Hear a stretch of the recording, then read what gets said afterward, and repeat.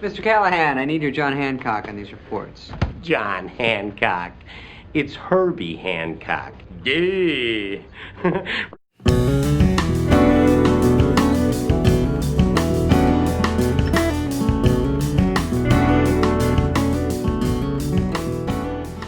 Welcome back to the Backwards History Podcast. As always, I'm your host, Will. Here with my co-host, Kevin. Say hi, Kevin. Hi, Kevin. Shut up, Kevin. I will be the first to sign a petition that says I don't have to. Who says? I just did. Weren't you listening? I don't know how to respond to that. I win, right?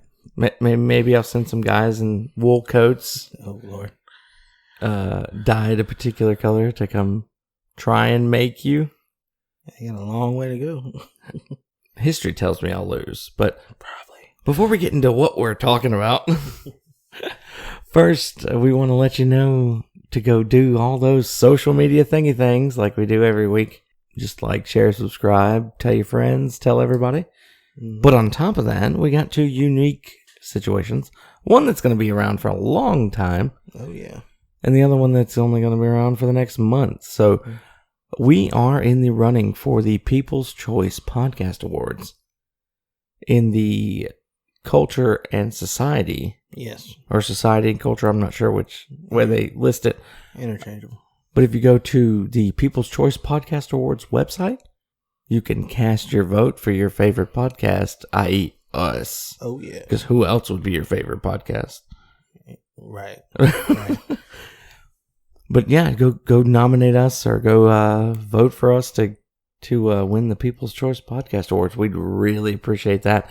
And what else we'd really appreciate, please go support your favorite podcasters on our merch store at teespring.com/stores/backwards-history-store.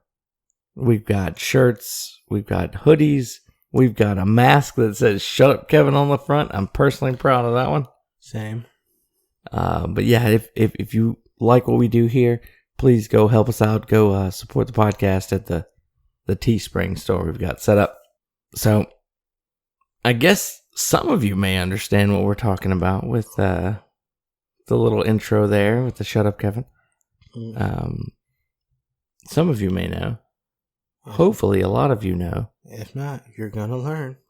If any of you have ever been told to put down your John Hancock when you're signing for something, there's a reason that name is synonymous with Americans signing things. I don't know if this applies to our foreign listeners. I highly doubt it. True.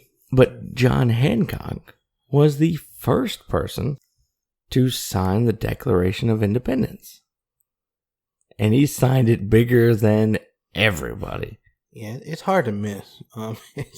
It just kind of jumps off the page at you there. He was the main one that wanted to let King George know that, hey, stop it.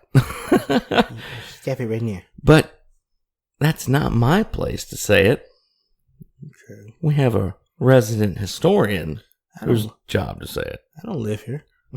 You're a resident of the podcast. You're darn right you don't live in my house. That's hurtful, William. What? Hurtful? Just a little bit. Hey, if you want to hang around with two crying children that aren't yours, that's your choice. Yeah, it's a hard pass.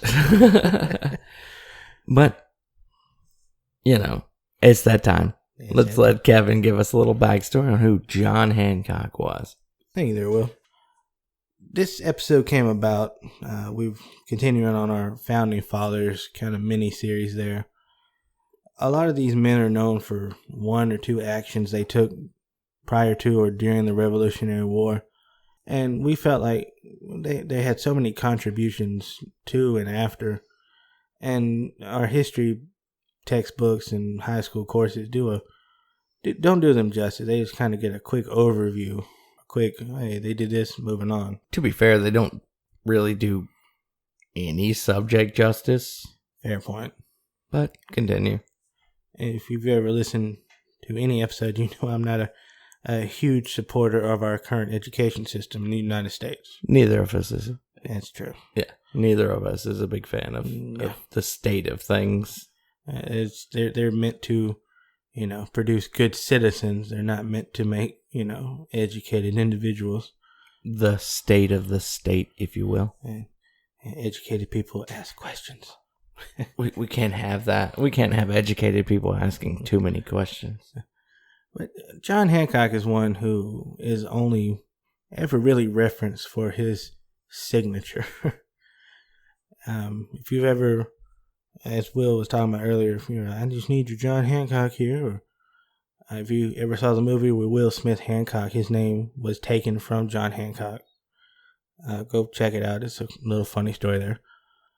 But the reason his signature is the biggest is because he signed first. He was the president of the Second Continental Congress. And after Thomas Jefferson wrote the Declaration of Independence, it was his job to sign. Now, contrary to that American mythos of all the signers being in the same room, lined up nice and orderly, taking turns signing, when he signed it, he was actually in the room with just one other individual. And the story goes that he wrote it so big and said something to the effect of, King George won't need his spectacles to read this, as a pure act of defiance. There's no historical record to support that claim. Well, that is a really ballsy thing to say. Ballsy. And I'd like to think that that is historically accurate. It'd be nice. We have no proof. There's no proof. But I refuse to think otherwise until I'm told that he did not say it. Because that's cool. That is pretty cool. But the very act of him signing it was an act of treason. It didn't matter if his name was the first one you see when you look at it. The very act of signing a document that was sent to the king and said, "Yeah, we're not part of you anymore. We're our own little thing," was a straight act of treason in the eyes of the British. That's like gangster right there. That's OG stuff right there, man. That's pretty OG right there. That's like, okay, you have at the time, you have the military power in the world. In the world, yeah. The UK was the military power. And this guy just straight up thumbed his nose at him, to use a Shakespearean term. Very good. It just that screams America to me. Does. That's straight hashtag America, hashtag get some right there. That's hashtag boogaloo for the censors out there, It's hashtag come at me, bro. Right. But yeah, I don't know. John's just like, I'm gonna sign as big as I can, so you can see who's giving you the finger from however many miles away. 3,000 give or take. Yeah. So, but the thing I always found the most interesting about Hancock taking sides with the Patriots is he had so much to lose. He was a very wealthy individual at the time. Some surveys and some records indicate he might have been the most wealthy or the wealthiest man in New England at the time. He had a lot of business tied up in shipping, a lot of import, a lot of export, just a lot of money. It made more sense for him to side with the loyalists to protect his interests, to protect his finances. But he sided with the colonists, which, if you look just on the surface of it, why are you fighting with us? You have so much to lose. It's one of those things that I think it speaks more to his convictions of truly believing in the cause, if you will. To give you an idea of just how, radical this was and how much these individuals risked by simply signing this document. To give you an idea, it's estimated that Hancock at the time was valued at about $350,000, which, if converted over in today's money, over $10 million, 10.37 roughly. That's a lot of money. Especially in an economy that's a fringe economy. It's not a major country. Right. You're very much on the edge of the known world, kind of right there. And given that fact, it's That makes John Hancock very fortunate in the quote unquote, or the air quotes, new world. Right. Compared to a lot of people, very well off. There was really no reason on a personal level, Right, except for convictions, for him to even be party to this. exactly. Of the 56 men who signed, 5 were eventually captured by the British and tortured until they died, which is a tough way to go. I mean, tortured to death. Yeah, a lot of people don't ever know what happened to the signers of the Declaration, even though it literally, well, not literally, but they were signing their own death warrants. By signing the Declaration, they were all committing treason to the crown. That's right. 12 of them had their homes ransacked and destroyed, and 9 others died from wounds fighting in the Revolution. Those are a given. Those are a given. It's war. But the others, those are more direct. Like, this is a direct result Because of I your... signed this. Yeah, I get you. But war is hell, remember? right. But that leads me into today of you look on social media and everybody's got a petition for something. Help your friend by signing their petition for this, that, and the third. But what are you really... What are your convictions behind that? What are you really taking a stand? Are you really trying to make a difference, or are you just going with the flow? I'm doing what's popular. Right. It's more important that my friends like me than I share how I really feel. And the old saying, it's better to be hated for who you are than loved for who you're not. You know, I think a lot of people, they've lost a lot of respect in it. And like, I can disagree with you, but if you're constant about your convictions on something, I may not like you as an individual, but I will respect you for your strong belief and your stand in what you believe in. But more important to that is to me, it's more important that you respect yourself. Right. That you can look in the mirror, and this is figuratively look in the mirror, and be okay, right, or be proud of who you are as a person. Maybe not on whatever level, but at least on an ideological level. If you can be happy with who you portray to be on social media. Because people like to be whoever they want people to think they are on social media, not necessarily who they are. Unfortunately, this ain't MySpace no more, baby. Showing our age here. Things are right. Things have gotten serious now. Companies look at your Facebook page to hire you. Potential significant others for those of us that are single. Not me. Why are you looking at me? Well, I'm looking at you anyway because you're on the other side of the microphone. But potential significant others, potential friends, potential business partners, any facet of relationship in general, people look the other person up on Facebook to see what they're about, or at least what they're about outwardly. Publicly, yeah, right. And unfortunately, a lot of people have fallen into that trap of, what do I want people to see rather than what I really am, and which one's more important? Right. I prefer the John Hancock version of myself. Now, granted, I'm not saying that John Hancock wasn't doing the same thing as a posture from back in the day. I have no proof or disproof one way or the other. But as for me, I'd rather be me always than be what someone else wants me to be, because regardless of who gets mad at me for my opinion and for the way I feel about something, I will never be mad at me for not sharing that. A little Shakespeare quote, "To thy own self be true." Exactly. Because at the end of the day, you only have to answer to you.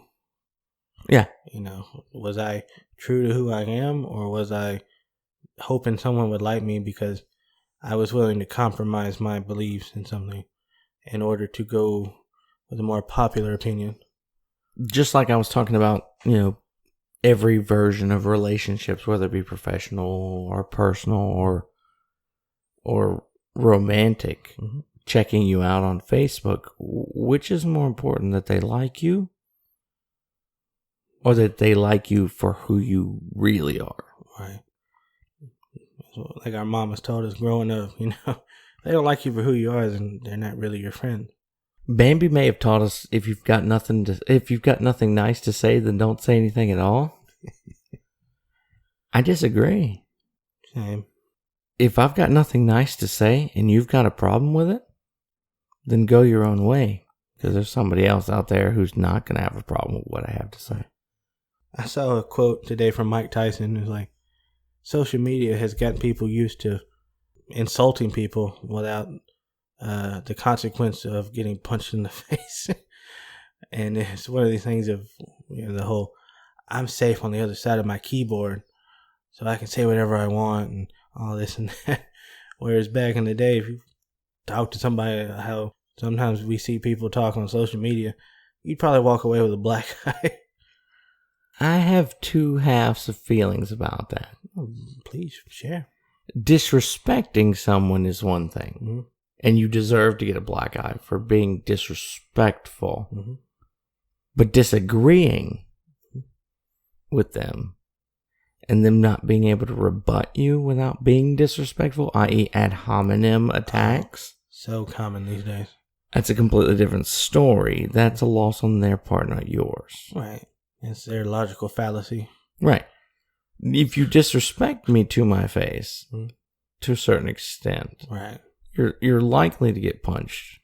But if you disagree with me, and I can't rebut it, that's a failure on my part to know enough about the subject I'm even talking about if I cannot rebut what you had to say. Or I'm just flat out wrong. True. But if you result to attacking the person and not their perspective or not their argument, that's on you. But a lot of people can't see the difference. A lot of people won't see the difference because it is much easier to attack a person than their argument. If you've ever read r/roast me, you know it's easy to attack a person. It is so easy. And it has nothing to do with attack an individual without knowing anything about the person. So, what can you do? But our whole point of this is to say that be who you are. Stand up for what you believe in, regardless of what it might cost you. Because John Hancock was potentially one of the richest men in the colonies at the time that he signed his name as big as he possibly could. If you ever look at the Declaration of Independence, it is glaringly huge right underneath the text. Can't miss it. Right. He had potentially everything to lose. Everything. But yet he stood up for what he believed in, even though he'd benefited very well from the way things already were. Right. All you have to lose is fake friends by posting something that's contrary to your buddy's beliefs on Facebook or Instagram or Twitter or TikTok or whatever other social media thing you post on. It's more important to be who you are. And I guarantee you, you may not still be friends because people take things way too seriously. Way too serious. You may not be friends with those people anymore, but if that's all it takes, one post or a few posts on social media to end a friendship, then it wasn't very much of a friendship to begin with. Right. You don't have to agree on everything to be friends. Everybody's comfortable in an echo chamber. And by echo chamber, I mean where everyone has the same opinions. Right. I agree with you. Oh, that means we're both right. Right. But when you live in when you conduct yourself in a environment where your beliefs are challenged, your understandings are challenged, you grow as an individual. You're never going to grow if everything is Yeah. Oh, totally, yeah. Yeah. Absolutely. Yeah. Great point. I believe that show should be canceled because that offends me. We live in a country that has a First Amendment for a reason. Everyone has the right to offend everyone else, and no one has the right to stop the person from offending them just because they offend them. Now, you can totally ignore them if you want, which is always an option. Which I don't think a lot of people exercise anymore. But using governmental power, or using the power of the angry The mob, that's not the American way. Yeah. But, as always, we're just two dudes with a microphone. We're not experts on any of this. We don't want you to take anything we say as fact. We don't want you to take anything we say as the ultimate truth. We want you to go do your own research. Form your own opinions. Post your own opinions. Trust, but verify.